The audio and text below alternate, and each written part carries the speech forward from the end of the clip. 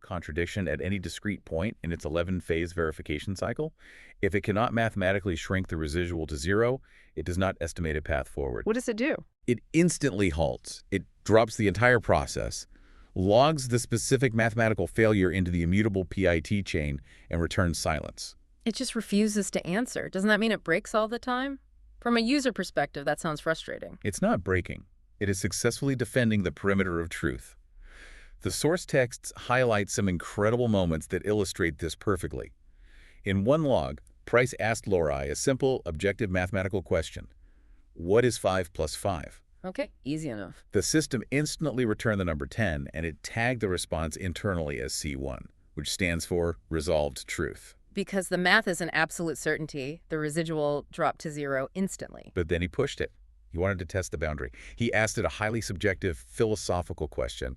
He asked the machine about the purpose of determinism. Oh, a question that an LLM would happily write a 5-page essay about in 3 seconds. Exactly. But Royse instantly returned a single word. Denied. It tagged the query as C3, which is the speculative truth band.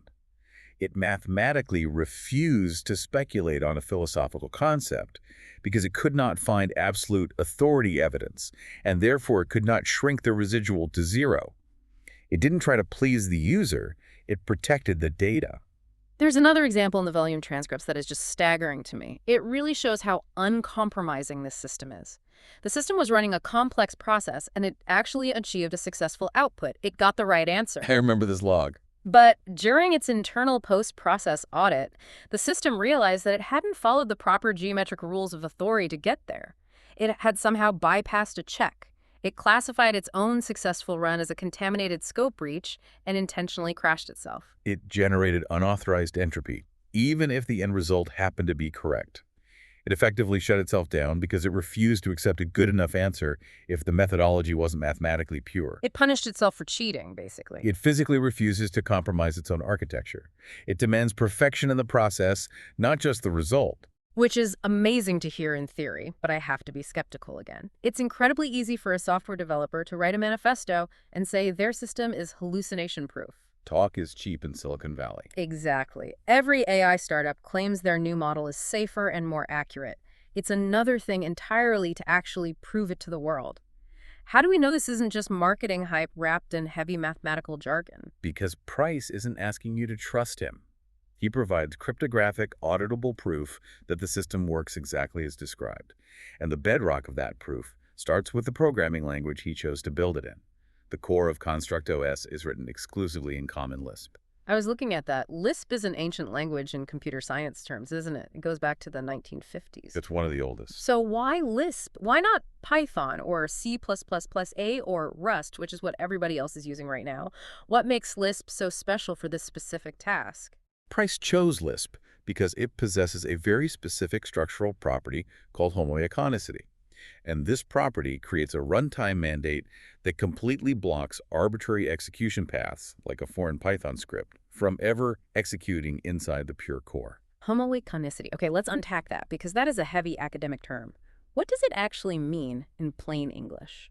Homoiconicity means that the programming language treats its own underlying code directly as data, and it treats data directly as code. They're interchangeable. They share the exact same primary representation.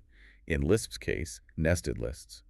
Because of this, a Lisp program can easily read, modify, and evaluate its own structural logic in real time. So it's like a surgeon who is capable of performing open brain surgery on themselves while they are awake, perfectly reading and rewriting their own neural pathways without needing an outside doctor to intervene. That is a brilliantly visceral analogy, but yes, that captures the essence of it. Because of this self-awareness at the code level, the LRI engine can dynamically generate and strictly evaluate mathematical proofs regarding its own execution pathways as it runs. It's constantly checking itself. If you try to inject a Python script into this environment, LRI looks at the structure, realizes it does not conform to the isomorphic lists, cannot mathematically evaluate it, and instantly rejects it as unauthorized entropy. The blueprint mentioned the term isomorphic code coverage. Does that basically mean that the theoretical blueprint of the system and the actual physical code of the system match perfectly at every single level? Like, there is no sloppy translation between the idea and the execution? Exactly. Price isolated 59 distinct semantic specifications, the absolute rules of his universe. He then mapped those specifications exactly, one-to-one, into over 15,000 Lisp code files. Wow. Every single rule has a corresponding mathematical proof in the code. There are no dead ends, no empty stubs, zero unauthorized entropy. But Lisp is just the foundation. The real heavy hitter in this proof, the thing that makes it undeniable, is ACL2. Yes, ACL2. This comes up constantly in the transcripts. What is it, and why is it the ultimate trump card? ACL2 stands for a computational logic for applicative common Lisp. It is not a programming language. It is an industrial-strength, automated theorem prover. An automated theorem prover. So it's a program that proves other programs work. Yes, but at the highest possible standard of rigor. To give you context on how intense ACL2 is, it is the software used by major microprocessor manufacturers, like AMD and Intel, to mathematically guarantee that no physical logic bugs exist in their silicon chips before they spend billions of dollars manufacturing them. It's the highest standard of mathematical proof in computer science. If ACL2 says a chip is flawless, you can literally bet a billion-dollar factory on it. Exactly. And Price submits his entire software architecture through this prover. Every critical function, every structural loop, every state transition protocol in Construct OS is subjected to the uncompromising logic of ACL2. And what comes out the other end? The outputs are raw cryptographic proof matrices. In our source documents, these are referred to as the MASMPL zero-state logs. These proofs mathematically forbid the system from deviating from its design parameters. So it provides the objective numbers to prove the determinism. It's not a claim, it's a mathematical law. You don't have to trust James Mark Price. You just have to trust the math. The system is structurally, physically incapable of lying. That is the achievement. Right. There's a massive but here. Which brings us to a twist in the story that I found incredibly jarring when I read the documents. The prototype phase. Yeah. We have spent this entire time establishing that this system is perfectly isolated, mathematically pure, aggressively anti-probabilistic, and it hates hallucinations. So why in the world is the latest prototype, VLORIP1, suddenly interacting directly with the very LLMs that Price despises? It is the most critical question we can ask today, and frankly, if you misinterpret this part of the documents, you misunderstand the entire project. It seems like a contradiction at first glance. The source documents go out of their way to make the context of this prototype exceptionally clear. Let's look at what is actually happening.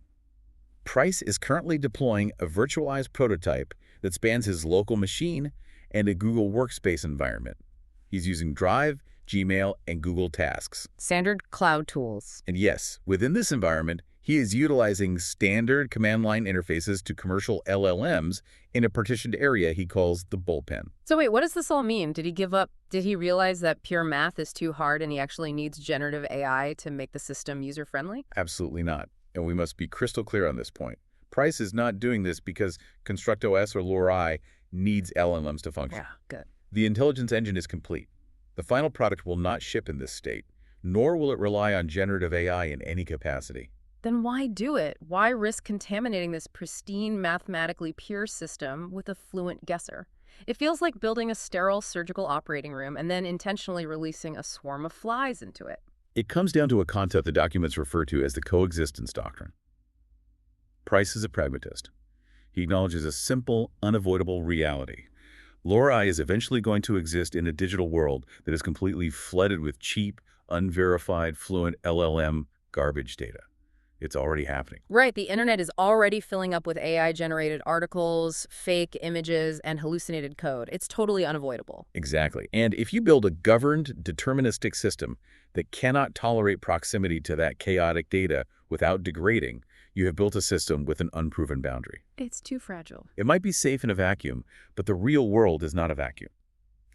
So Price is using LLMs purely as an adversarial stress test. He is intentionally pointing a fire hose of probabilistic high-volume, low-trust data directly at LoRi's intake pipelines. He's trying to drown the system in hallucinations to see if the math actually holds. He is actively trying to break his own creation. Precisely. He wants to measure whether his mathematical walls hold under catastrophic flood conditions. In this architecture, the LLM is not a partner. It is treated as a hostile peripheral instrument that is explicitly assumed to be sometimes wrong. The outputs from these LLMs are trapped behind what he calls a deterministic boundary buffer. So the LLM is out in the bullpen, generating text, throwing probabilistic data at the wall, but it can't actually get inside the core logic engine. Exactly. The LLM data is kept strictly quarantined at the C3 tier, which we discussed earlier, the speculative unverified tier. An LLM can never, under any circumstances, grant itself authority. Only the sovereign Lisp core, operating exclusively through the mathematical gates of ACL2, can promote data to a verified state. It acts as the ultimate bouncer. Price is forcing his system to process, tolerate, and geometrically refine this chaotic data without allowing a single silent state change or an unverified promotion into the core ledger. It is an extreme crucible. Which leads us to the ultimate why behind the VLR IP1 prototype and really the driving force behind the entire Construct OS project. Why go through this excruciating, years-long process of mathematical stress testing? The immediate tactical goal of this specific Google Workspace prototype is to secure the final ACL2 certifications for the end-to-end build under extreme adversarial conditions. Price is seeking mathematical proof that the tech industry simply cannot ignore. He wants the receipts. He wants to present undeniable cryptographic evidence to the world that a purely deterministic, highly efficient, zero-hallucination AI architecture is not only theoretically possible, but fully operational today. He wants to hold up the proof logs and say, you were all wrong. It can be done without massive data centers and casino math. But there is a deeper, much more personal reason outlined in the manifesto, isn't there? Yes, and it goes back to his motivation as a father. Price needs to possess these ACL2 certificates for himself. He's anticipating a future where his architecture is eventually released into the wild, and inevitably, someone will attempt to reverse engineer his creation. Because if you build a perfect truth engine, the ultimate unhackable ledger, someone is going to try to break it. Or worse, powerful entities might try to weaponize it by forcing their own bias or narrative into the core logic. Exactly. Price wants mathematical confirmation right now that even if bad actors try to force their own bias, their flawed logic, or LLM-style probabilistic guessing back into his architecture in the future, the system will absolutely not comply. It will resist it. He wants ironclad proof that his creation will actively filter out their entropy, or, if it is overwhelmed, it will execute invariant L08, fail closed, and simply refuse to work. He is building an impenetrable immune system for artificial intelligence. He is ensuring that what he has built will never be polluted by the models of today or tomorrow. And he's doing all of this, drawing on his decades of experience watching data rot, specifically to protect a future for his child, and for all of us who are going to have to live in a world managed by these systems. It is a profound ethical imperative, but it is backed by uncompromising cold mathematics. He recognized the inherent danger of casino algorithms silently eroding the integrity of our global data infrastructure, and rather than just writing a blog post complaining about it, he simply built the countermeasure from scratch. We have traversed an incredible landscape today. We've gone from the dangerous, hallucinating icebergs of probabilistic AI, where a single bad guess from a charming intern can silently rot 40 years of financial data, To the 20-watt, 30-megabyte deterministic bedrock of Construct OS. We've seen how James Mark Price completely deleted subjective clock time in favor of the strict causality of the tau sequence, how he permanently banned semantic drift by eliminating floating point math and replacing it with prime anchors, And how he implemented geometric residual reduction to create an intelligence that mathematically refuses to lie. and we've seen how he is currently stress testing that pure Lisp core against the very LLMs he seeks to replace, drowning it in hallucinations purely to lock in the ACL2 certifications that guarantee its future purity. It is a monumental achievement by a single developer. It truly is. It fundamentally redefines what we should expect and what we should demand from artificial intelligence moving forward. If you ever find yourself relying on an AI for a critical decision, a medical diagnosis for a loved one, a massive financial reconciliation, or the safety of a physical system, remember the difference between a fluent, charming intern who guesses the answer and a master mechanic who proves it. It's a matter of safety. The physical world, the reality we all actually live and breathe in, demands exact math, not a 95% confidence interval. The choice between determinism and probability is ultimately a choice between absolute protection and structural negligence. We'll leave you with this final thought directly inspired by Price's manifesto. The modern tech industry firmly believes that artificial intelligence needs a wall-less, boundless, totally open space to be creative and truly intelligent. They think rules restrict intelligence. They want open sandboxes. But look at reality. Look at the universe itself. The laws of physics are absolute, they are uncompromising, and they are set in stone. Gravity doesn't guess. What if true freedom, true safety, and true intelligence can only actually exist inside strict, non-negotiable boundaries? Something to mull over the next time a chatbot gives you a highly confident guess. Until next time, on The Deep Dive.